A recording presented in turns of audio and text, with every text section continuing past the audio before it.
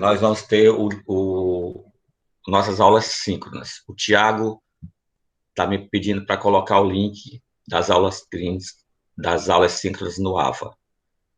E ele já achou, né? E já me disse que já tem. Tá lá em videoaulas. Pessoal, é porque, deixa eu explicar uma coisa a vocês. As disciplinas de estágio, o AVA da disciplina de estágio, ele é mantido por dois setores, certo? Até o bloco podcast, ele é mantido pelo NTE, Núcleo de Tecnologia Educacional. E a partir do bloco material didático, é mantido pelo professor. Então, por exemplo, eu não posso botar nada fora desses blocos material a partir do material complementar. Por isso que o link das nossas aulas síncronas está dentro do bloco videoaulas. Então, dentro do bloco videoaulas, vai ter tanto as aulas que são gravadas, né? Essa já está sendo gravada, aliás, eu esqueci de avisar vocês, bem como o link da aula, certo? Eu percebi que que o Marcelo entrou com o convite que foi enviado para o e-mail dele, né? Então, eu enviei ontem convite para os e-mails que estão cadastrados de vocês na Unifor. E qual é a vantagem de você entrar com esse e-mail que foi enviado o convite? É que eu não preciso autorizar a sua entrada na sala, certo? Então, eu não preciso ficar parando a aula para autorizar a entrada na sala. Nem você precisa ficar esperando, né? Porque quando a gente está na tela de apresentação, né, por exemplo, apresentação de slides, de, de algum outro tipo de arquivo, nós não conseguimos ver a tela do Meet. Né? Então,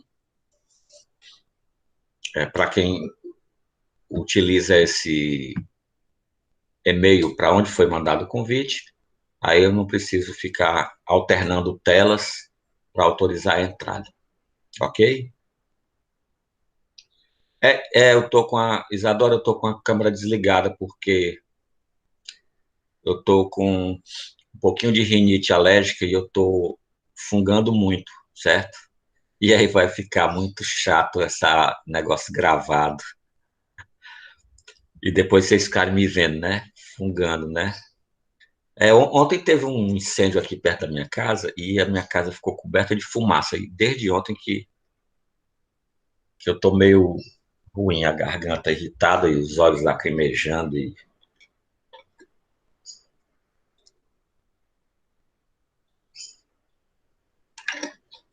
Ok, então, eu tô com a câmera desligada de propósito, tá certo? Eu sei que vocês vão ficar com saudade de me ver, né? A aula vai ficar um pouco menos bela, né? Pela falta do meu vídeo, mas tudo bem, né? Mas dá para suportar, né? Samia estava com dificuldade de entrar, mas entrou sem precisar que eu autorizasse, né? Então, provavelmente ela deve ter entrado pelo e-mail que eu enviei o convite. Não é isso, Samia? Depois deem uma olhadinha, pessoal, porque talvez seja e-mails que vocês nem utilizem mais. E aí, deixa eu só dar uma verificada aqui, porque se for o caso, se vocês preferirem, eu posso enviar o convite para outros e-mails, né? Então, por exemplo, da Ana Lourdes, foi enviado para Ana Lourdes, tematos@edu.unifor.br. Então, pode ser que ela esteja usando outro e-mail, né? Vamos pegar outro aluno aqui só para exemplificar. Eu não vou ficar falando de todo mundo aqui, não, né? Óbvio. A Isadora foi enviada para Isadora ev@yahoo.com.br.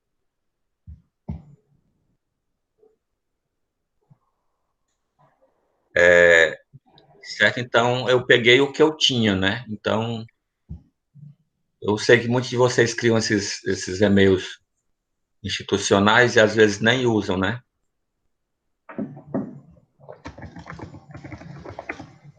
Mas se você. Depois eu pego aqui os e-mails de vocês e coloco lá no convite, beleza?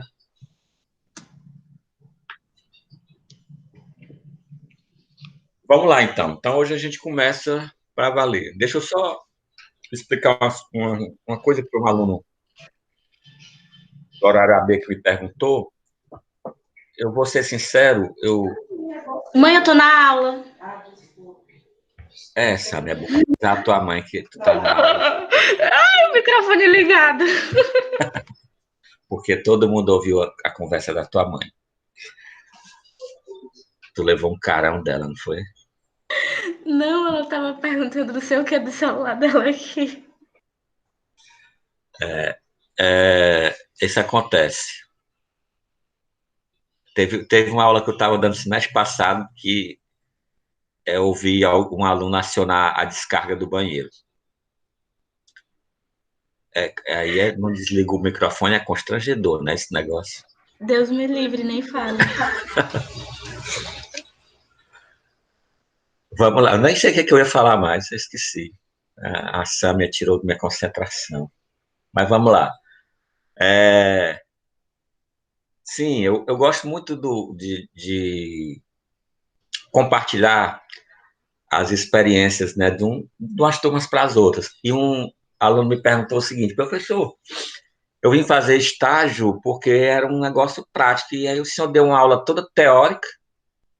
Bem, vamos lá, né, pessoal? Eu não posso chegar aqui e jogar em cima de vocês um bocado de atividade, né, de forma irresponsável, sem acompanhamento.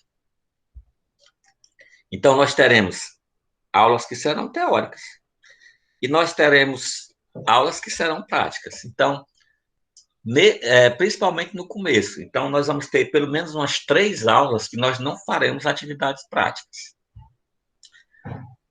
E teremos, às vezes, 3 aulas em seguida que só serão atividades práticas, certo? Então, a dinâmica é assim: eu toco nos temas, eu abordo de forma, até mesmo para que vocês lembrem, né? Porque às vezes os assuntos são assuntos que vocês já viram há algum tempo, e depois as primeiras atividades são bem acompanhadas, né? Então, como eu já disse, pelo menos as 3 primeiras atividades, 4 primeiras atividades, eu considero aquele aluno o que faz e o que não faz, né? Então, é tudo ou nada, é 0 ou é 10. Sem a cobrança de, por exemplo, detalhes que serão cobrados nas atividades do ambiente virtual, aquelas que são obrigatórias, né, das unidades.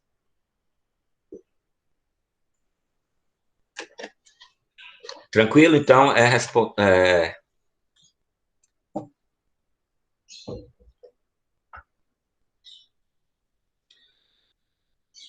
Isadora, as atividades, os prazos das atividades do ambiente virtual, aquelas que estão lá no AVA, que você vê nos bloquinhos, unidade 1, vai ver, unidade 2, só está a unidade disponível. O prazo é a do calendário, certo? Aquele calendário que tem a coluna das atividades presenciais e das atividades virtuais. Os prazos que eu passar em atividade aqui, em contato com vocês, que são atividades consideradas de sala de aula, eu vou determinar para cada atividade, né? Vai ter atividade que você vai ter que fazer até o final da aula.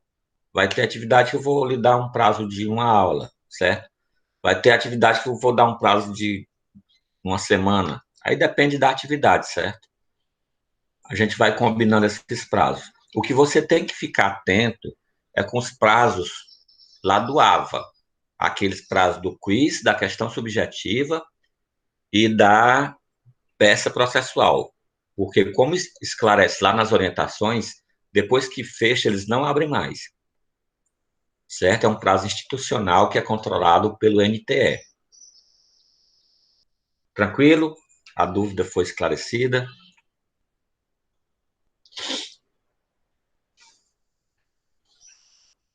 Beleza. Mais alguma dúvida sobre questões de ambiente, de atividades? Aqueles alunos que, porventura, não vieram na aula anterior. De qualquer forma, a aula está gravada e já disponível para vocês, viu? Lá no bloquinho chamado Videoaulas.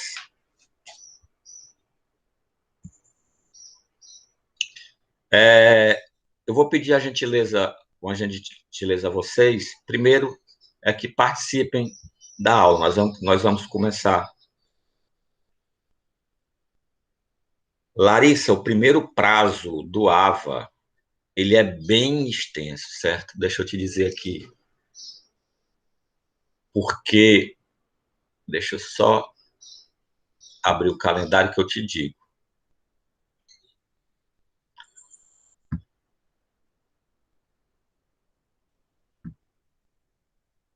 Ele é tão extenso que é capaz até de vocês esquecerem de não fazer o negócio. 25 de setembro.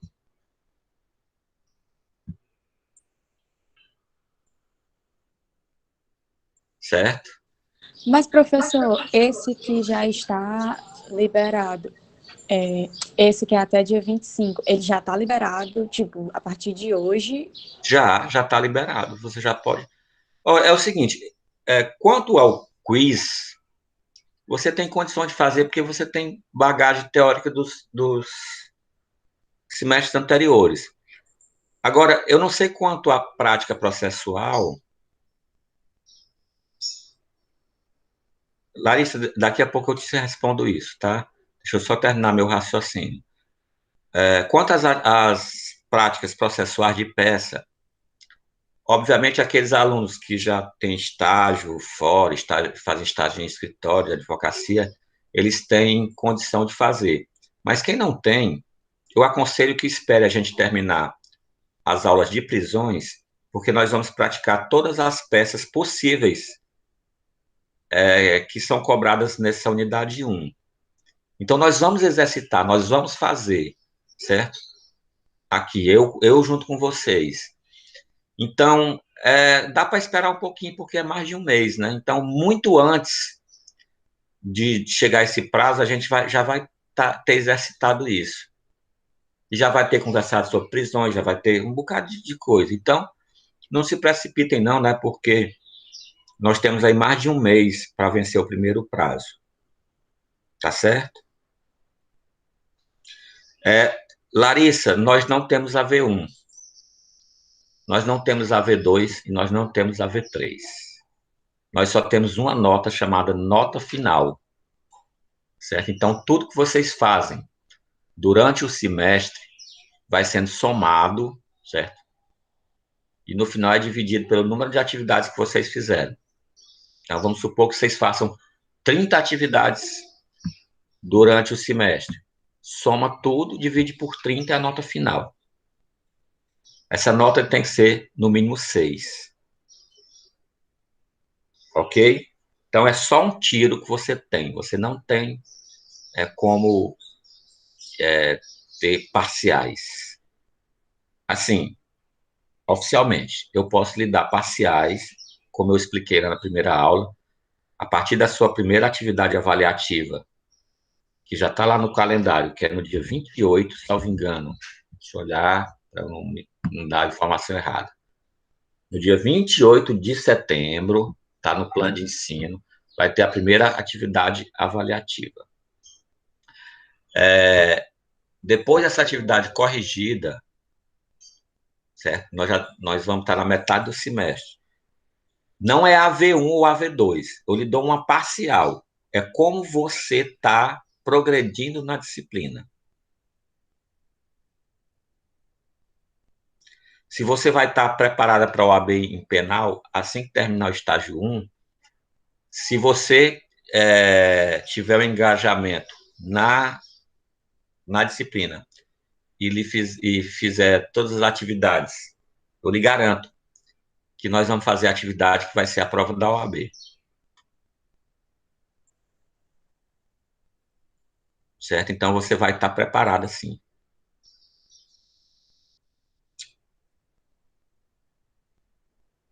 Mas o amém quer dizer que você tem fé.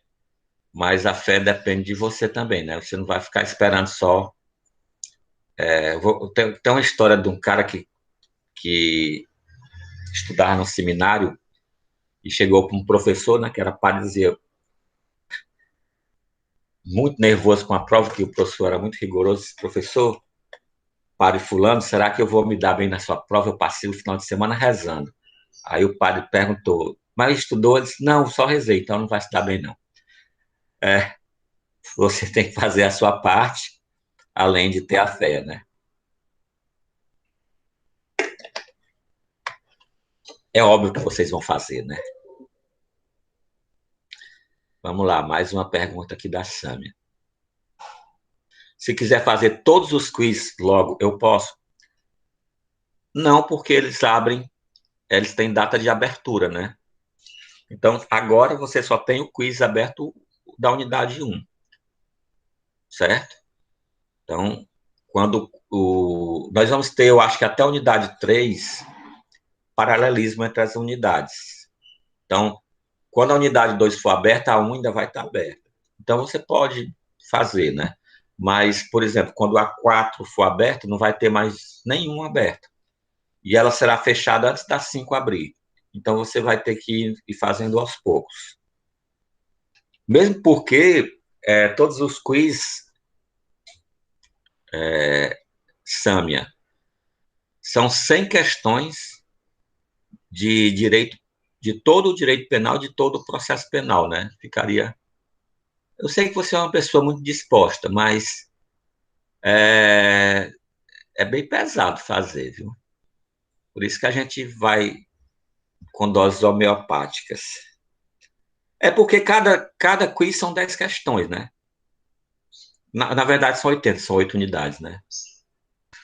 Cada quiz são 10 questões, são 8 unidades, então são 80 questões ao todo, né? Ok? Não fiquem com essa ansiedade, não, pessoal. Sejam tranquilos. Vamos manter. A gente já tem tanta coisa na vida da gente que tira o sossego, né? A tranquilidade. Nós vamos conduzir essa disciplina de uma forma muito tranquila. Podem ter certeza. Quando eu termino essa disciplina, é difícil eu não ficar amigo dos alunos. Também os que não ficam amigos vão lá na auditoria e me detonam, e aí ficam inimigo, né? Mas tudo bem. Mas é difícil. A gente se dá muito bem porque eu conduzo isso aqui de uma forma muito tranquila, certo? Não tem estresse, não tem cobrança excessiva, não tem sobrecarga, certo? Tudo tranquilo. Eu não passo nada para você, nada, assim, quase nada para você fazer fora do horário de aula, certo? É, certo? Então, a gente tem um acompanhamento bem bacana. Tranquilo? Fiquem numa boa aí, que vai dar tudo certo. Podemos começar? Vamos lá. Então, hoje, eu vou botar a tela de apresentação, pessoal, e a partir de agora, eu usei um microfone para perguntas, porque eu não vou estar vendo mais o chat, tá bom? Então, eu acho que já está aparecendo aí na tela de vocês, né? O nosso assunto de hoje. De hoje e da próxima aula, pelo menos. Então, nós vamos falar sobre inquérito policial. Professor, pra mim não apareceu nada, não. Os outros estão vendo? Para mim tá aparecendo. Aqui também. Aqui Aqui também. também. Quem é que não está vendo? É o Thiago? Não, sou eu, Gabriel, professor. Eu Gabriel, acho... sai da Você... sala e entra novamente. Isso que eu ia fazer, tudo bem, só um instante. Eu te espero. Vai lá. Ok.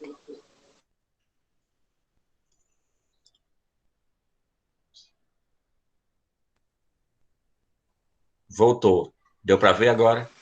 Agora tá dando certo, professor. Obrigado. Beleza, cara. Vou lá. Qualquer coisa, só dá o toque aí que a gente vê se resolve. Tudo bem, Pessoal, esse obrigado. material aí, ele já está disponível para vocês lá no Alva, viu? Esse material está lá no bloquinho material didático. Professor, só uma pergunta. Eu cheguei Oi, mano. atrasado. O que são essas 100 questões aí, por favor? Não, não são 100 não fico com medo não, são só 80. São os quizzes das unidades. Cada unidade tem 10 questões. Mas não é tudo de uma vez, não. O que eu estava falando aqui. Cada unidade que for aberta vai ter 10 questões objetivas para você responder. Até o fim do semestre. Ok?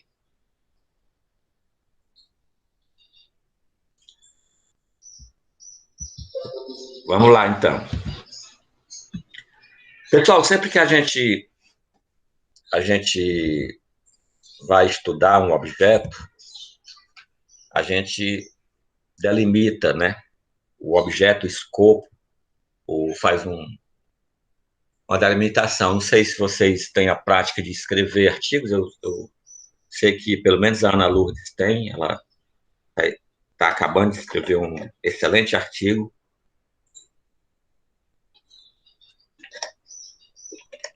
Mas aí quem escreve sabe que tem que delimitar o tema, né? E aí, de uma forma bem simplória de se fazer isso, é a gente estabelecer um conceito, né, que alcance tudo que a gente está proposto a falar, né? Então, a forma mais simples de estabelecer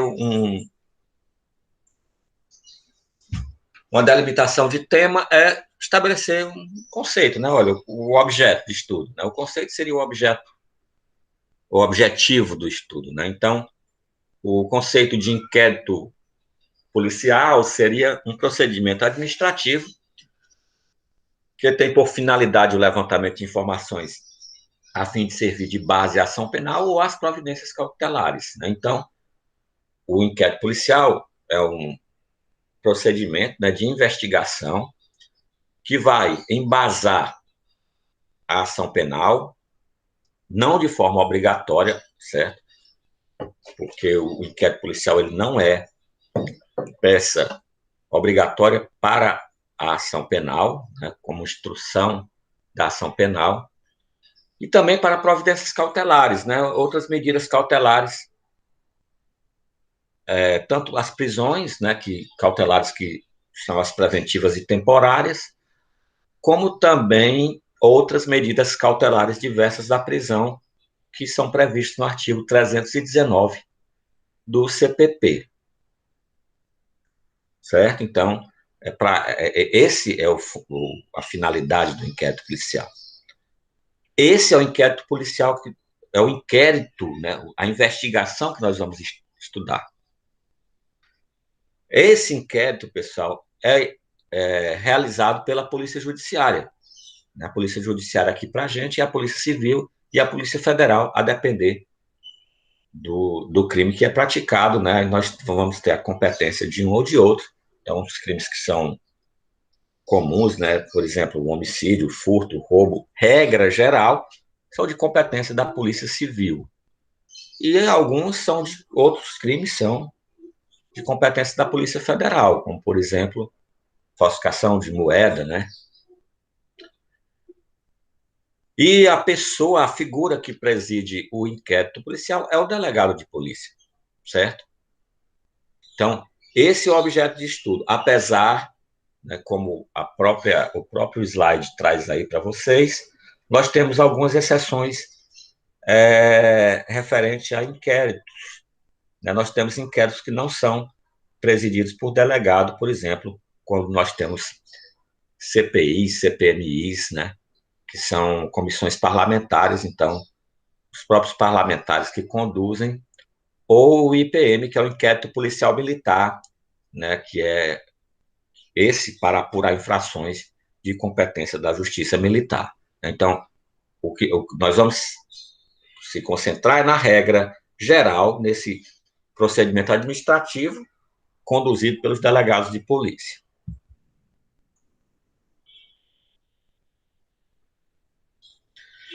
Esse conceito, pessoal, a gente pode comprovar, né, legalmente, o fundamento legal dele, certo?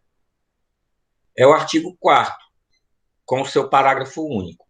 Então, o artigo 4º traz que a polícia judiciária será exercida pelas autoridades policiais no território de suas respectivas circunscrições e terá por fim a apuração das infrações penais e de sua autoria. Ou seja, se houve a infração penal, né, se há materialidade e quem foi o autor da infração. E o parágrafo único é aquela exceção, né, que no slide anterior estava lá exemplificada com as CPIs e o IPM, né?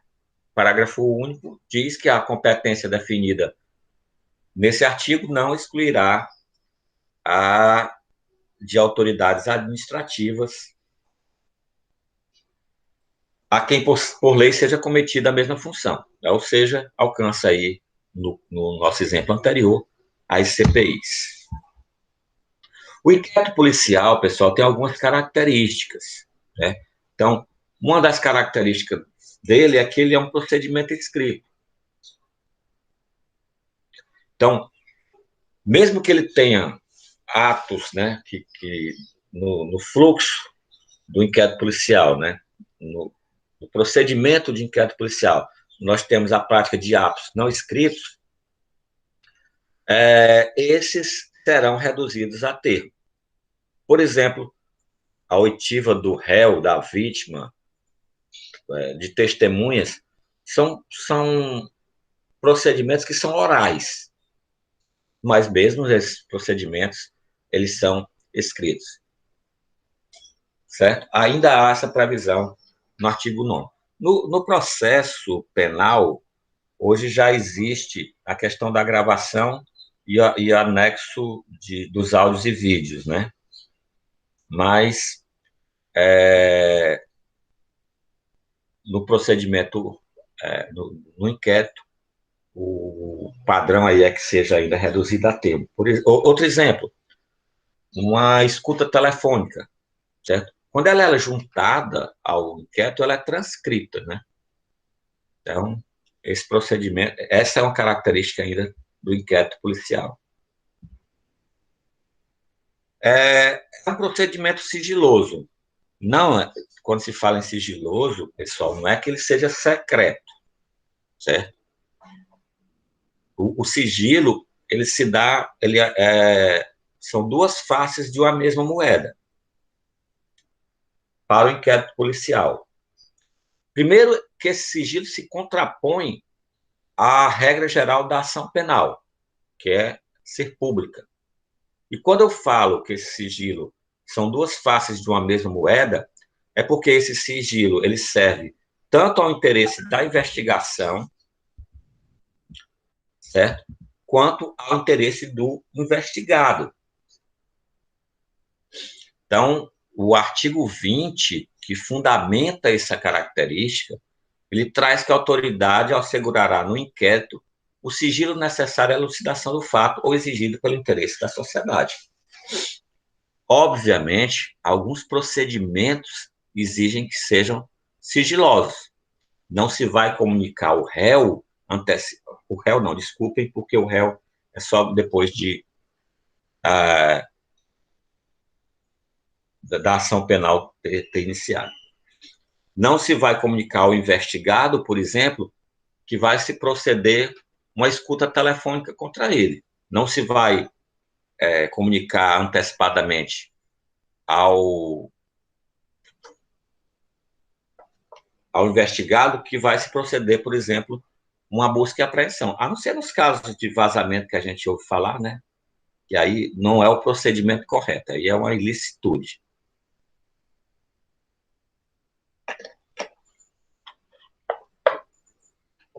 Certo? Então, é nesse sentido que se tem o sigilo.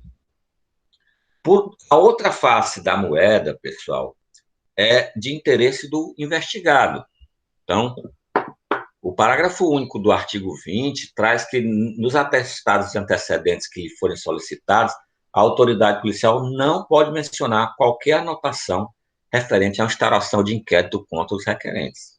salvo no caso existir condenação anterior. Aí, no caso de condenação anterior, já é a questão da reincidência, né? Mas não poderia ter essa informação. Parece ser meio hipócrita, né, um artigo que tem um parágrafo desse, haja visto que o procedimento que há no nosso país hoje, que está afundado num buraco sem fim, certo? É de que delegados e promotores de justiça deem entrevista coletiva anunciando que a pessoa está sendo investigada, né? Então, o que há é uma verdadeira um procedimento de destruição de reputação ainda na fase de investigação, né? Obviamente, isso deveria ser coibido, porque as consequências desse tipo de coisa, às vezes, são irreparáveis. Existem cases, né, no direito e no processo penal que provam isso. Se vocês consultarem no Google o caso da Escola Base de São Paulo, vocês vão ver que a vida de um casal que tinha uma escola de educação infantil foi totalmente destruída, porque a imprensa divulgou que eles estavam sendo investigados por pedofilia, e que no final da investigação comprovou-se que a acusação era falsa, mas vocês sabem que não vende jornal a manchete de se publicizar que alguém é inocente, né? Então, se é vedado, né, inclusive em documentos oficiais, como em atestados antecedentes, deveria se respeitar mais essa condição do sigilo quando é em benefício do réu, né? Desculpe, do investigado, né? Estou com a ação penal na minha cabeça e estou só falando réu. Quanto ao sigilo, pessoal, observa a súmula vinculante número 14. Então, sempre que nós temos súmulas, principalmente do STF, é bom que a gente fique atento, e quando é vinculante, aí é mais importante ainda, porque se ela é vinculante, vincula todos os poderes, tanto o judiciário, o legislativo, quanto o executivo, que é a atividade do delegado de polícia, faz parte desse poder. Então, essa súmula diz que é direito do defensor, no interesse do representado, ter acesso amplo aos elementos de prova que, já documentados em procedimento investigatório realizado por órgão com competência de polícia judiciária, digam respeito ao exercício do direito de defesa. Ou seja, o acesso aos procedimentos de investigação devem ser amplos. Esses já documentados, pessoal, quer dizer o seguinte: não é dado acesso ao advogado a procedimentos em andamento. Dá mais um exemplo da interceptação telefônica. Óbvio que não vai se dar acesso ao advogado do investigado à interceptação telefônica em andamento. Mas depois que ela é concluída e depois que ela é transcrita, o acesso deve ser dado. Isso por motivos óbvios, né? Então, se o investigado sabe que ele está sendo investigado sobre determinado procedimento, ele não vai parar de Professor, fazer. Oi, Gabriel. Desculpe interromper. O senhor pode explicar essa súmula vinculante de novo? Essa súmula vinculante 14? Vamos Que eu não lá. entendi. Vamos lá. Vejam só, nós estamos falando do sigilo, da característica sigilosa do inquérito policial. Então, eu falei que a face são duas faces da mesma moeda. Vou voltar aqui um pouquinho. O caput do artigo 20 diz: a autoridade assegurará no inquérito o sigilo necessário à elucidação do fato, ou exigido pelo interesse da sociedade. Então, o delegado de polícia tem poder discricionário para determinar o sigilo de determinados procedimentos no decorrer da investigação. Por outro lado, o advogado do investigado tem direito ao amplo acesso, né, aos elementos de prova que fazem parte da investigação.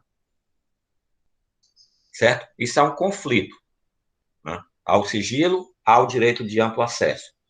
Só que esse amplo acesso, ele é restrito a só o que já foi concluído, só a procedimentos que já foram concluídos. O exemplo, interceptação telefônica. Não vai ser dado direito ao acesso ao advogado no decorrer do período de interceptação telefônica. Mas depois que é encerrada a interceptação telefônica e ele é transcrita, o advogado tem o direito de acesso. Certo? Ficou mais claro agora? Sim, professor, obrigado. Tranquilo, né? Então, vamos adiante.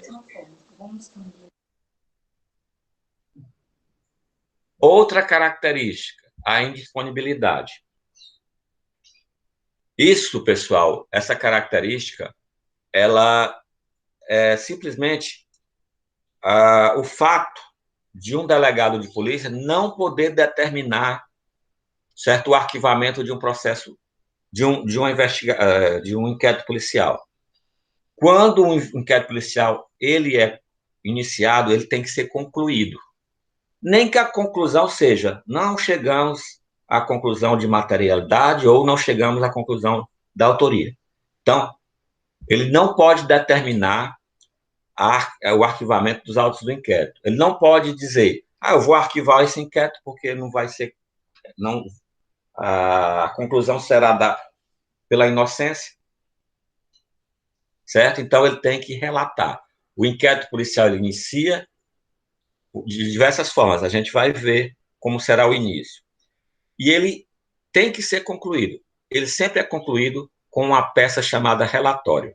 Então, o delegado relata o que ocorreu durante o inquérito e, após o relatório, ele encaminha isso ao Ministério Público. Se o Ministério Público vai pedir o arquivamento ou não, aí é problema lá do Ministério Público, mas não da autoridade policial. Atenção que houve modificação no procedimento de arquivamento de inquérito policial, certo? Eu vou só dar a manchete, porque mais na frente a gente vai ver como é que é o arquivamento hoje em dia e como era antigamente quando vocês estudaram em processo penal. Outra característica é a oficiosidade. Então, o delegado de polícia, ele deve agir de ofício. Cuidado com esse deve, certo? Porque essa oficiosidade decorre do princípio da legalidade, certo? A legalidade para o funcionário público, pessoal, ela é diferente da legalidade para nós, né? Meros mortais. Então, nós, aqui a gente que não é funcionário público, eu não sei se alguém aí mas agindo como particular, nós temos direito de fazer tudo que a lei não proíba. Enquanto que a legalidade para o funcionário público ele só pode fazer o que a lei determina. Então, leiam esse deve ligando a modalidade de ação penal, viu? Então, quais são as modalidades de ação penal? Primeiro, segundo o artigo 100 do Código Penal e o 24 do Código de Processo Penal, a regra geral é que a ação penal seja pública e incondicionada. Então, nesse caso, ele age de ofício. Não importa qual é a espécie de notícia-crimes, de como chegou a notícia até ele. Então, vamos supor que o delegado de polícia esteja tomando café da manhã, ouvindo esses programas policiais, né, que sempre ocorrem no horário das refeições. Eu não sei por que é que qual a relação que eles fazem, né? Na hora do café da manhã, na hora do almoço, né? Deve ser para despertar os instintos mais selvagens, né, da gente. Aí vamos supor que o delegado de polícia esteja ali tomando café da manhã e ouve no rádio que foi encontrado um cadáver em um terreno baldio que fica em sua circunscrição. Ora, se foi encontrado um cadáver, a suspeita há possibilidade de que seja homicídio. Artigo 121. O artigo 121 é de ação pública incondicionada. Logo, ele de ofício, aí esse princípio, ele é um dever dele, certo? Instaurar o inquérito policial. Mas, por outro lado, pessoal, a gente tem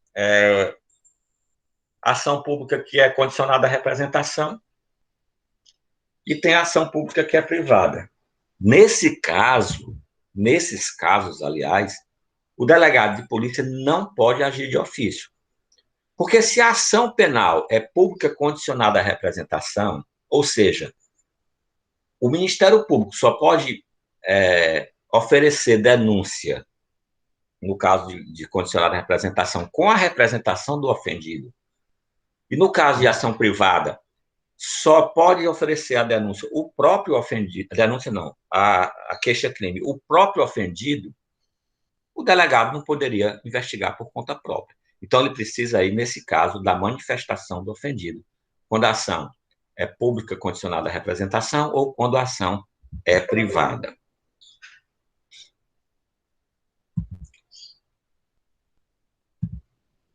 Outra característica é a oficialidade, né? E isso decorre daquele artigo 4º, né, que a gente viu, que diz que a competência é da autoridade policial, né? Então, só quem pode investigar é a autoridade policial, né? Mesmo que a ação seja privada, né, eu não posso proceder à investigação, né? Eu tenho que me dirigir até uma delegacia de polícia e solicitar que seja realizada a investigação.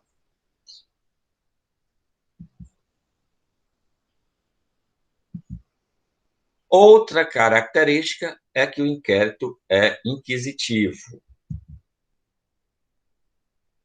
Vamos lá, meu povo, acordem, né? Eu sei que vocês deixam essas figurinhas aí e vão dormir, né?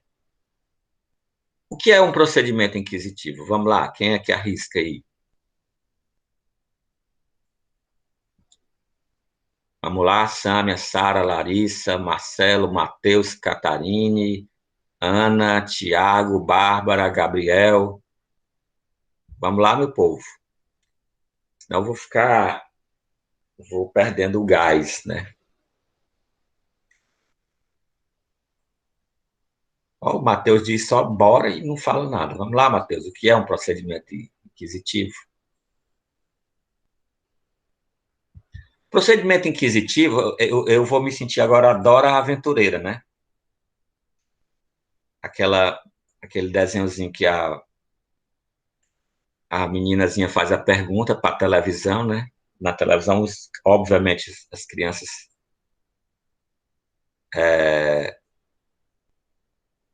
não respondem, aí ela dá só um tempinho e responde.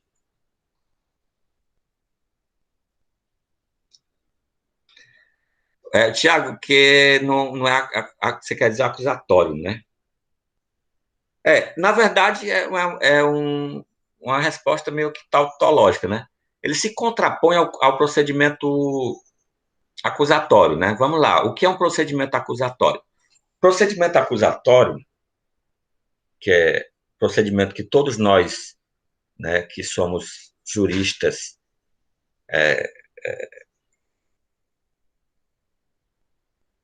decentes, né, deveríamos defender com unhas e dentes, é o seguinte, eu não estou chamando ninguém de indecente, não, pelo amor de Deus, viu?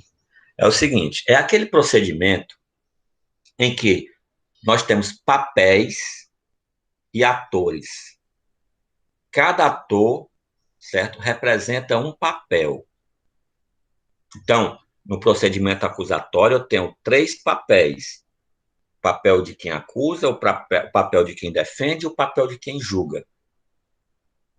O papel de quem acusa no processo penal é do Ministério Público. O papel de quem defende, do defensor público, do advogado. E o papel do juiz é apenas de que julga, mantendo equidistância entre as partes. Não pode ser amiguinho da outra parte, né, meu povo? Aquele que defende isso, eu quero ver quando chegar a sua vez que o juiz for amiguinho da outra parte, se vai achar bom, certo? Quando o procedimento, né, é inquisitivo, há concentração de papéis em uma só figura. Então, por exemplo, um juiz que manda produzir provas ou que indica testemunha para a acusação, ele está assumindo um papel que não é dele. Ele está assumindo um papel inquisitivo. Chama-se, né, e disse, né, que o inquérito policial é inquisitivo, e isso já é contestado pela doutrina mais moderna, né, que isso é um atraso, uma coisa ultrapassada, porque o delegado de polícia, pessoal, ele concentra, certo, todas as atividades. Então, ele tem o poder discricionário para determinar a produção de provas, para dizer quem é que ele vai ouvir, quem é que ele não vai ouvir. E isso traz como consequência a mitigação do contraditório e da ampla defesa. A gente vê muita gente dizer por aí, de forma equivocada, que procedimento inquisitivo é aquele que não admite o contraditório e a ampla defesa. Nada disso. A gente acabou de ver que a súmula vinculante 14 diz que o defensor tem que ter amplo acesso às provas produzidas. Então, tem defesa.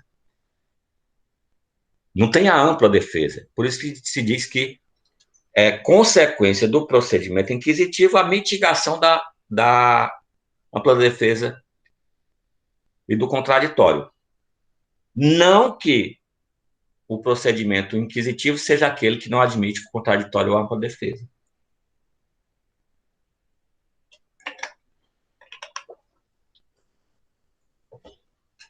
Ok? Então, é essa concentração de papéis. Aqueles que defendem esse procedimento, né, doutrinas mais atrasadas, eles justificam que, naquele momento, o acusado, né, não é sujeito de direitos, mas um mero objeto de investigação. Me poupe, né? É uma pessoa, sim, né, não é um objeto de investigação.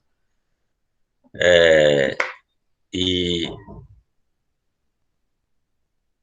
bem jurídico importantíssimo daquela pessoa pode estar comprometido, né? E, inclusive, são comprometidos com medidas cautelares adotadas de forma irregulares e excessivas, né? Como a gente vê no nosso país, né? Vou pegar alguns dados, né? Em nosso país, nós temos cerca de 700, vou arredondar para 800 mil vagas. Aliás, 350 mil vagas no sistema prisional e 800 mil pessoas presas, né? Então, façam a conta simples, divida 800 por 350, que você vai ver o excesso que há na aplicação de medida cautelar. Professor, mas aí como é que você sabe que é medida cautelar? Pegue só os dados do Ceará. O Ceará é um dos estados que mais tem preso cautelar. 60% da população carcerária do estado será um pouco mais, eu acho que é 62%, de preso provisório. De gente que, depois de condenada, já vai ser condenada por um tempo até menor do que está cumprindo lá dentro, e às vezes é até absolvido, e passou o tempo lá preso. Sem falar... O artigo que o senhor mandou falava disso, né, professor, que o senhor mandou antes de começar as aulas? Eu andei postando no grupo do WhatsApp, né? Aí eu queria dizer que quando o senhor concluir esse raciocínio, eu tenho uma pergunta para fazer. Certo, eu estou já concluindo, Catarina. Aí, o que ocorre ainda é o desvio de procedimentos cautelares com objetivos diversos do que estão previstos na lei, né? Eu estou desviando um pouquinho do assunto, mas mais na frente, em outras aulas, nós vamos aprofundar. Mas é só porque existe uma interdisciplinariedade e não tem como fugir do assunto. Então, por exemplo, a gente vê gente mantido presa até fazer uma delação premiada, né? Isso não está na lei, isso é contra a lei, certo? Ninguém pode admitir uma situação dessa. Ninguém pode deixar... Ah, mas a pessoal bandido tem... Mesmo que você ache que a pessoa é um bandido, ele tem direito, certo? Ele não é caçado todos os direitos dele, não. Vamos lá, Caterine, qual é a sua pergunta? Na verdade, eu acho que é mais para o senhor repetir. Eu não entendi direito o que é que o senhor quer dizer quando a gente fala na mitigação do contraditório e da ampla defesa. Porque são Certo. elementos que são presentes, é isso? Mas o que é que necessariamente quer dizer essa mitigação? Quer dizer Em que, que modelo? por exemplo, que a produção de provas na inquérito policial pode ser feita sem um contraditório. Por exemplo, não é um procedimento discricionário do delegado, e se o delegado convocar testemunhas que vão acusar, não chamar nenhuma testemunha de defesa, ele não está mitigando aí o contraditório? Nesse caso, no meu exemplo, não está nem mitigando, ele está afastando, né? Certo? Entendi. No caso da mitigação, no caso da produção de provas em andamento, uma escuta telefônica, só é dado acesso à defesa depois que concluída. Ela não participa da produção de provas. Então, está sendo mitigada a ampla defesa. O que não ocorre na ação penal, né? Durante a ação penal, não pode haver nenhuma produção de prova sem a presença da defesa. Pelo menos não deveria, né, pessoal? Porque a gente sabe, né, que tem juiz por aí que até indica testemunha para a acusação. Então, é nesse aspecto que eu falo da mitigação do contraditório e da ampla defesa. Ok? Ficou claro? Ok. Mas como no direito tudo tem exceção, né? Fiquem atentos que existe um inquérito que há previsão legal do contraditório e da ampla defesa, que é o inquérito conduzido pela Polícia Federal, que vai apurar algum delito que pode ter como consequência a expulsão de um estrangeiro. Então, o procedimento é estabelecido na Lei 6.815, e esse procedimento prevê o contraditório e a ampla defesa, certo? Então, atenção, só para o que tem exceção, né, meu povo, porque quando a gente diz só que tem exceção, sendo muito inocente, né? Porque só o que tem exceção é muita coisa, porque eu acho que o negócio para ter exceção é o direito, né? Quase tudo. Quando você vê no direito alguém alguém que diz algumas expressões como sempre, nunca, aí você já desconfia que está errado, né? Porque a probabilidade é grande. Às vezes eu faço as perguntas para os meus alunos de direito penal, né? Eu digo assim, isso é possível? Isso não é possível? Sim, não. Aí ninguém responde, ou alguns, assim como vocês, né, que não gostam de responder nada, né? E às vezes fica sim, não, sim, não. Eu só vou facilitar a vida para vocês. Vou botar mais uma opção, né? Depende. Aí todo mundo depende. É porque o depende ele é muito presente no direito, né? Então, assim como nessa questão da característica do inquisitivo, depende, né? Se for para investigar o estrangeiro, que terá como consequência a sua expulsão, aí deverá estar presente o contraditório e a ampla defesa.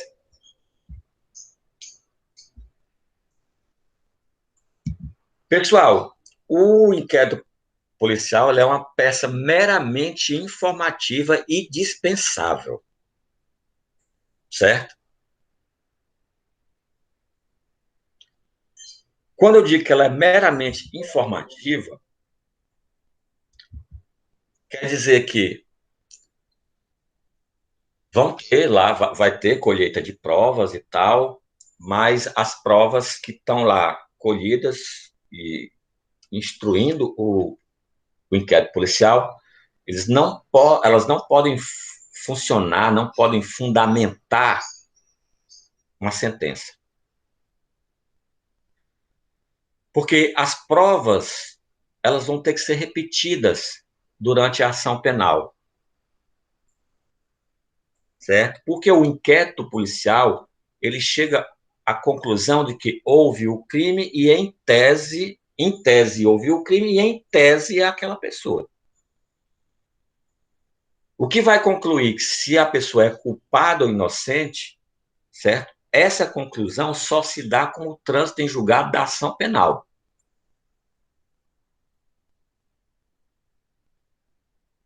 Ok?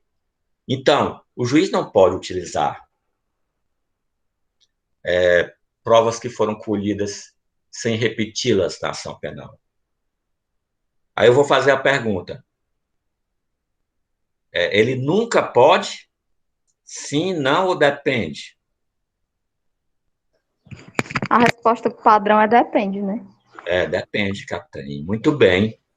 Eu também falaria depende, porque são muitos viés. Vejam só, tem certas situações em que não é possível a repetição da prova. Vamos supor que seja encontrado no local, na cena do crime, né, gotas de sangue, e que seja possível fazer, vamos lá, viajar aqui, um teste de DNA nessa gota de sangue. Mas que a realização do teste vai destruir a gota de sangue. Essa prova não pode ser repetida, né? Porque não há mais como provar. Vamos dar outro exemplo. Provas que são colhidas antecipadamente por inviabilidade da espera, né? Então, vamos supor que o delegado de polícia faça a oitiva de uma testemunha que está em estado terminal, é um moribundo. Obviamente, né, pessoal, a não ser para aqueles que acreditam que possa se comunicar com os mortos, na época da ação penal, essa prova não vai poder ser repetida, né? Então, nem sempre a prova é repetida.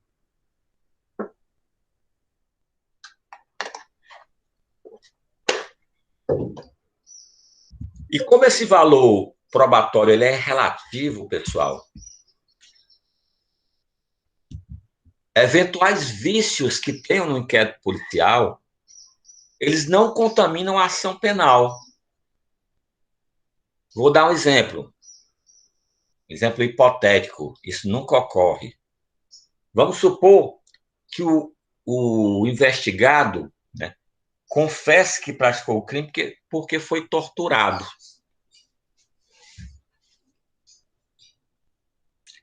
Obviamente, essa confissão contém um vício, né? Ele não confessou espontaneamente. Mas a confissão ela vai ser repetida na ação penal.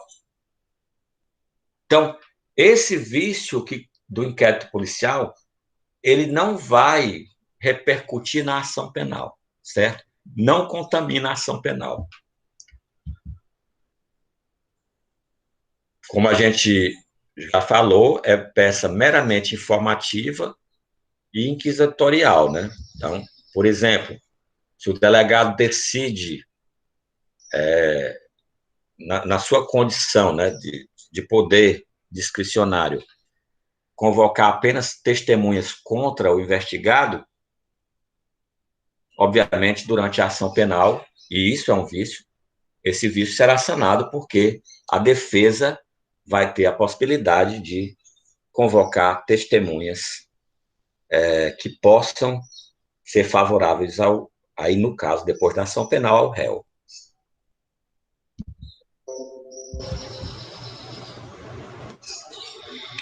E como é uma peça meramente informativa, pessoal, ela pode ser dispensada. Então, se vocês observarem o parágrafo 5º do artigo 39 do CPP, lá diz que o Ministério Público pode oferecer a denúncia sem a necessidade do inquérito policial. Vou dar um exemplo. Vamos supor que a ação seja pública condicionada à representação. Um crime de ameaça. E aí a vítima chega até o Ministério Público com uma vasta documentação que comprove. Não há necessidade do promotor de justiça enviar isso para um delegado de polícia e investigar para depois demorar, concluir a investigação. Se ele tiver prova, certo? Suficiente, prova, não convicção, né, pessoal? Porque uma das condições da ação é a justa causa. Tem que ter prova para promover a ação penal. Então, se ele tiver prova suficiente para promover a ação penal, ele dispensa o inquérito policial. Não é obrigatório. Ok? Pessoal, a parte final aí diz assim: nesse caso, oferecerá a denúncia no prazo de 15 dias. Pergunta a vocês. Relativo à modalidade de ação penal, qual é o procedimento da vítima se o Ministério Público deixa esgotar esse prazo?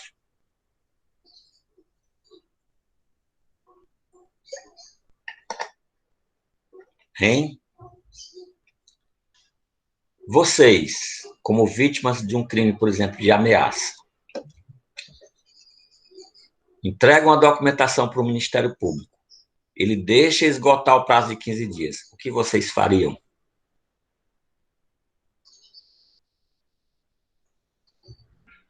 Silêncio eloquente.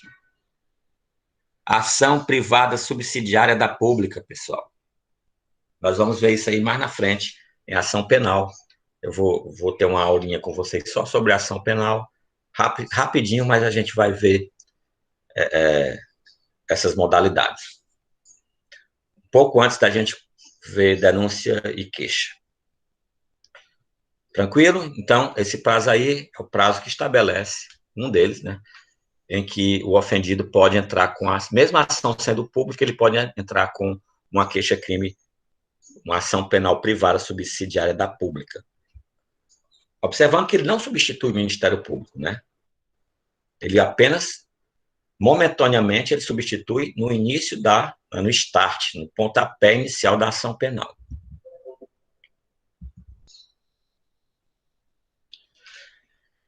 E aí, pessoal, como é que se dá o início do IP? Né? A gente já vai começar aqui a partir para caminhar para aspectos práticos. Então, o inquérito policial, ele depende da modalidade da ação penal. Lembram que a característica era a oficiosidade? E eu disse que essa condição de agir de ofício, ela dependia da ação penal. Se ela é pública incondicionada, o delegado tem obrigação. Se ela é pública condicionada à representação, aí o delegado não pode. E se ela é pública, aliás, se ela é privada, aí é que não pode mesmo, né? Somente com a autorização, né, digamos assim, do ofendido. Então, o início do IP vai depender da ação penal. E vocês veem isso aonde? Vocês veem no artigo 5º do CPP. Então, nos crimes de ação penal pública, o inquérito policial será iniciado de ofício. Ação pública aqui, pessoal, é a regra geral, ação pública incondicionada. Mediante requisição da autoridade judiciária ou do Ministério Público ou a requerimento do ofendido ou de quem tiver qualidade para representá-lo. Pessoal, cuidado com esse inciso segundo. Uma pergunta. Referente ao inciso segundo. Dessa vez eu vou ficar calado até vocês falarem. Viu? Referente ao inciso segundo, o delegado é obrigado a instaurar um inquérito policial? Sim, não, ou depende?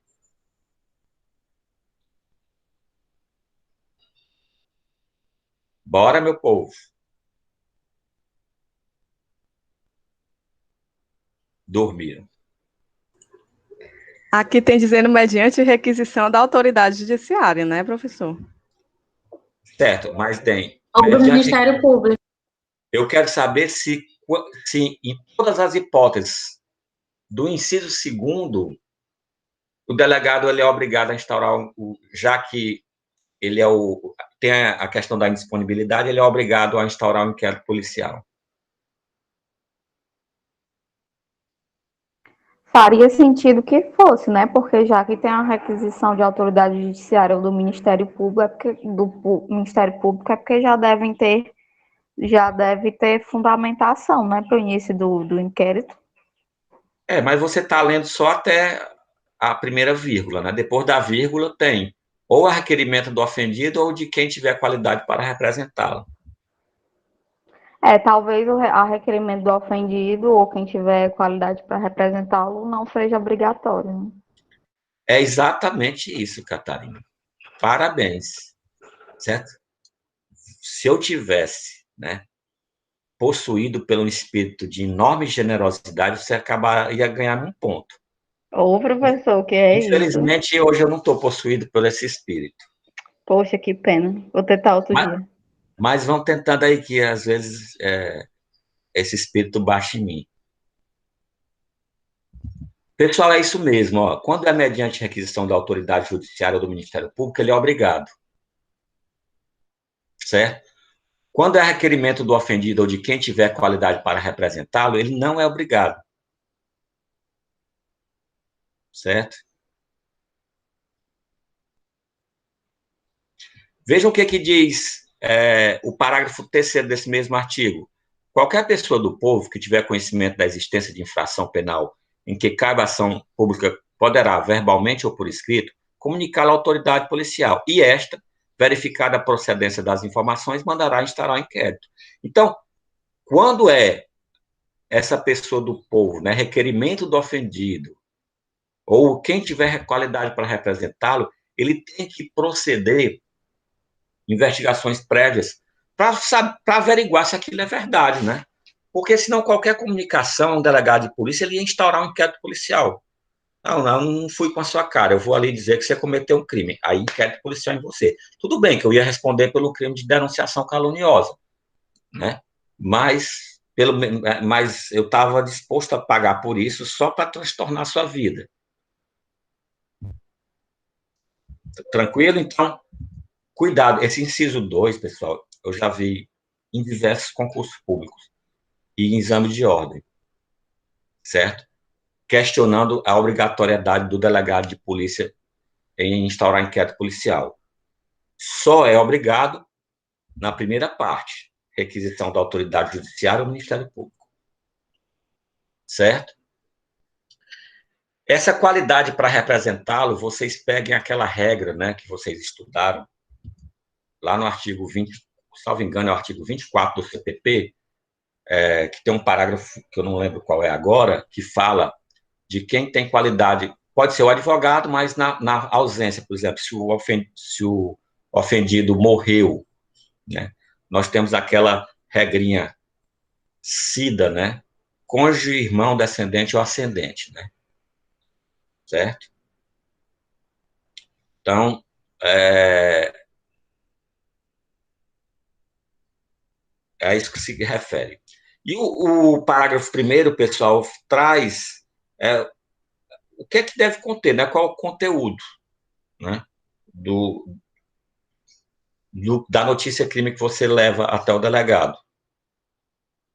Né? Que é a narração do fato com as circunstâncias, né? Quando se fala em narração do fato e circunstâncias, a gente está dizendo que deve ser narrado a conduta que se amolda ao tipo penal, por exemplo, alguém furtou uma residência, né? A conduta é fulano de tal, subtraiu coisa alheia móvel, né, com o intuito de inverter o ânimos. É óbvio que o popular não fala assim, né? Com o intuito de se apropriar da coisa, né? Quem fala esse linguajar ridículo é só jurista, né? E quando se fala em circunstância, pessoal, é aquilo que envolve. Por exemplo, se a entrada na residência para a prática do furto foi com arrombamento de uma porta, ele disse, olha, arrombou a porta e furtou a residência. Por quê? Isso porque rompimento de obstáculo é qualificadora do crime de furto, certo?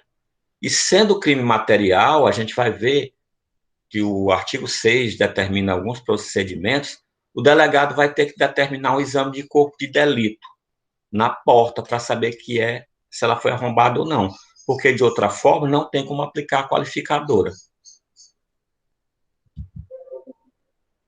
E a individualização do indiciado, os seus sinais característicos e as razões de convicção ou de presunção de ser ele o autor da infração, ou os motivos de impossibilidade de o fazer, de possibilidade de individualizar o indiciado. Aqui, pessoal, é óbvio que você não precisa saber qual é o nome da pessoa, endereço, qualificar, né? Você vai fazer uma entrevista com o meliante, né, para poder oferecer uma notícia crime. Né?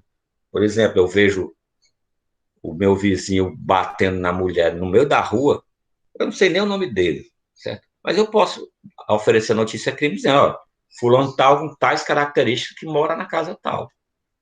Né? Não preciso. Aliás, pessoal, essa questão de qualificação pode ser inclusive oferecida denúncia sem a qualificação precisa do acusado. Quando se fala em sinais indicativos de individualização, pode ser qualquer coisa. Pode ser uma cicatriz, uma tatuagem, pode ser de forma que se possa identificar quem é o autor do crime. O parágrafo 2º, pessoal, fala acerca dessa negativa, né? A gente já viu que o delegado pode se negar a instaurar um inquérito policial. E aí ele fala do recurso em relação a isso. O delegado se nega a instaurar um inquérito policial. Eu tenho como recorrer? Sim. O parágrafo 2º fala que do despacho que indeferiu o requerimento de abertura de inquérito caberá recurso para o chefe de polícia, né? No nosso caso aqui, o chefe de polícia é quem? O secretário de Segurança Pública. Que, aliás, foi uma pergunta que o aluno fez. E como é o nome dele? É André Santos Costa, viu, pessoal? Se vocês quiserem, né? Porque eu acho que não era muito relevante na pergunta, mas tudo bem. Eu não me furtei a responder.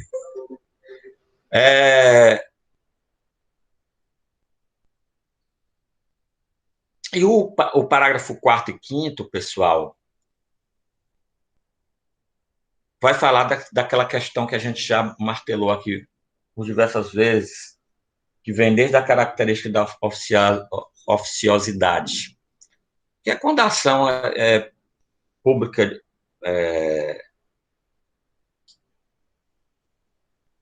e depende de representação, e quando a ação é privada, né? Então, ele não pode agir de ofício.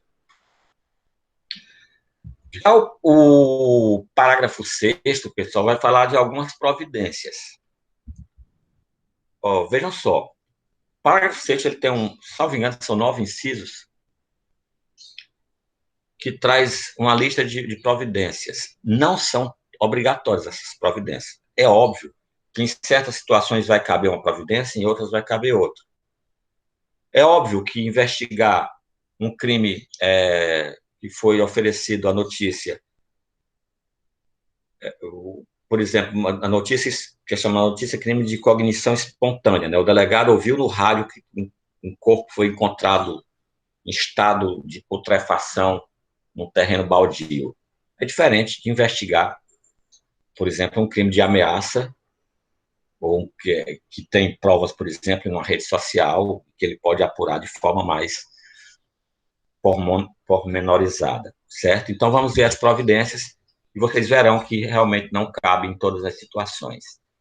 Logo que tiver conhecimento da prática da infração penal, a autoridade policial deverá dirigir-se ao local providenciando para que não se altere o estado de conservação de coisas até a chegada dos peritos criminais. Preservação da cena do crime. obrigação da autoridade policial. Obviamente, quando a cena do crime é alterada, né, vamos supor que alguém foi alvejado a tiro no meio da rua, ou alguém trocou tiro com a polícia e caiu no meio da rua, ou alguém foi encontrado morto com a arma no meio da rua. Ora, o simples fato de dó, caridade e condescendência da população de tirar o corpo daquele morto do meio da rua e colocá-lo na calçada, já pode interferir tremendamente no trabalho pericial, né? Então, a obrigação é de se preservar o local do crime. Obviamente, se a alteração do local do crime é feito de forma dolosa, né, com o intuito de enganar o perito, o juiz, né, isso é crime de fraude processual, né, que é um crime contra a administração da justiça. Em seguida, vem apreender objetos que tiveram relação com o fato após liberados pelos peritos criminais, né? Um exemplo, lá, achado junto com o cadáver, uma arma. Né? O delegado não vai apreender de pronto a arma.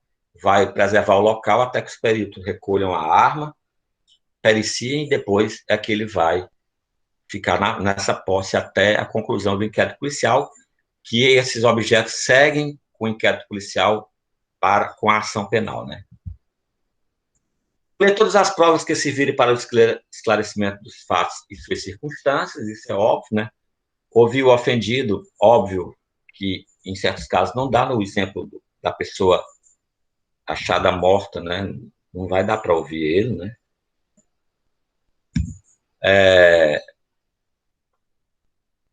Ouvir indiciado, né?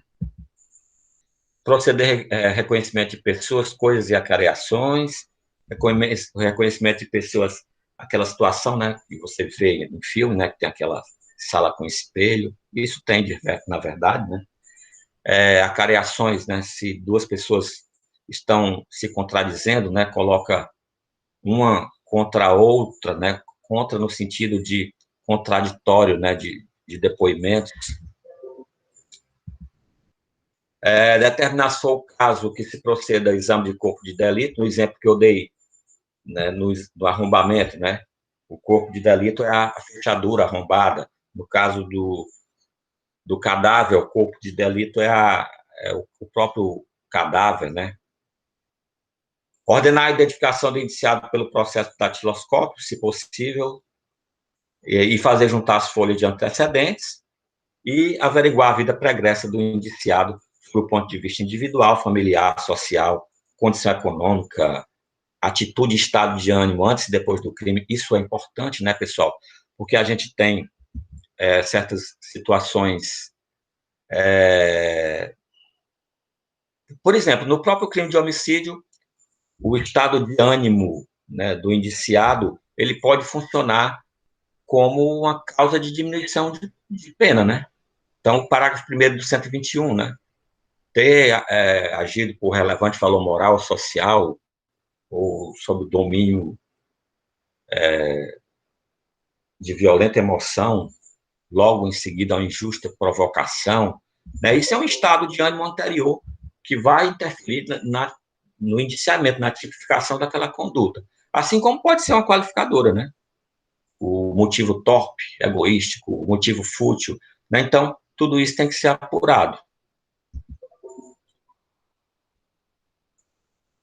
Tranquilo, pessoal? Eu vou dar uma parada por aqui para a gente manter a sincronia com o pessoal do horário AB e a gente continua da reprodução simulada dos fatos, que é a reconstituição do crime, na próxima aula. Eu vou pedir a vocês que digitem a matrícula aí, né? Para poder eu registrar a frequência de vocês. Aí no chat, digitem a matrícula. Logo em seguida eu paro a gravação e nós teremos 10 minutos para vocês falarem o que quiserem. Até coisas inconvenientes, já que a gravação vai estar parada, certo? Larissa, Gabriel, Catarine, Sâmia, Bárbara, Marcelo, Ana Lourdes, Sara. Falta alguém? Não, né? Então,